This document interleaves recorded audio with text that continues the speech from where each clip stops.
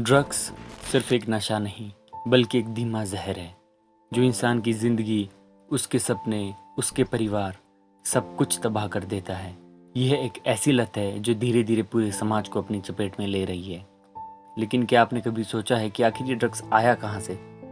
भारत में ये इतना क्यों फैल रहा है और इससे बचने का आखिर रास्ता क्या है? आज हम इस वीडियो में आपको ड्रग्स का पूरा सच बताएंगे, इसका इतिहास, इसके बढ़ते जाल और इससे बचने का उपाय। अब बात करते हैं ड्रग्स के इतिहास के बारे में। आखिर ये जहर आया कहाँ से? ड्रग्स की कहानी सदियों पुरानी है। इसका इतिहास बताता है कि 3000 साल पहले भारत और चीन में अफीम का इस्तेमाल दवाइयों और धार्मिक अनुष्ठानों के लिए किया जाता था। लेकिन धीरे धीरे इसका गलत इस्तेमाल बढ़ने लगा। 19वीं सदी में ब्रिटिश सरकार ने भारत में अफीम की खेती को बढ़ावा दिया और इसे चीन में बेचना शुरू कर दिया। इस व्यापार से ब्रिटिश सरकार बहुत खुश थी क्योंकि उन्हें इससे बहुत फ़ायदा हो रहा था। लेकिन ये नशे की लत को भी बढ़ावा देने वाला पहला बड़ा कदम बन गया। 20वीं सदी आते आते ड्रग्स तस्करी का अंतर्राष्ट्रीय नेटवर्क बनने लगा और अफीम, हीरोइन, कोकीन जैसी चीज़ें आम हाथों में जाने लगी। आखिर भारत में ड्रग्स की वर्तमान स्थिति क्या है? आज भारत नशे की लत से बुरी तरह जूझ रहा है। रिपोर्टर्स के मुताबिक भारत में 16 करोड़ से ज़्यादा लोग किसी न किसी तरह नशे के आदी हैं। हर दिन 21 लोग या तो ड्रग्स के कारण या फिर टेंशन के कारण आत्महत्या कर लेते हैं। पंजाब, दिल्ली, मुंबई और गोवा जैसे राज्यों में ये समस्या सबसे ज़्यादा गंभीर है। 2024 में भारत में 16,914 करोड़ रुपए की ड्रग्स जब्त की गई, जो यह साबित करता है कि आखिर ये धंधा कितना बड़ा हो चुका है। अब बात करते हैं ड्रग्स के नेटवर्क के बारे में। आखिर यह जहर कहाँ से आता है? भारत दो बड़े ड्रग्स तस्करी क्षेत्रों के बीच स्थित है, गोल्डन क्रिसेंट और गोल्डन ट्रायंगल। आखिर ये गोल्डन क्रिसेंट और गोल्डन ट्रायंगल क्या है? गोल्डन क्रिसेंट में पाकिस्तान, अफगानिस्तान और ईरान शामिल है, जहाँ से हीरोइन और अफीम भारत में आती है। वहीं गोल्डन ट्रायंगल में म्यांमार, लाओस और थाईलैंड शामिल है, जो सिंथेटिक ड्रग्स के लिए कुख्यात है।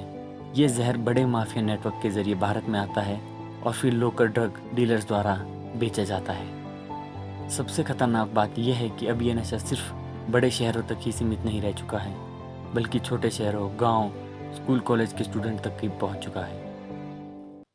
ड्रग्स का असर सिर्फ शरीर पर नहीं, पूरे जीवन पर होता है। ड्रग्स सिर्फ एक आदत नहीं बल्कि एक मानसिक और शारीरिक बीमारी है। इसका पहला असर दिमाग पर पड़ता है। याददाश्त कमज़ोर होने लगती है, सोचने समझने की शक्ति खत्म होने लगती है।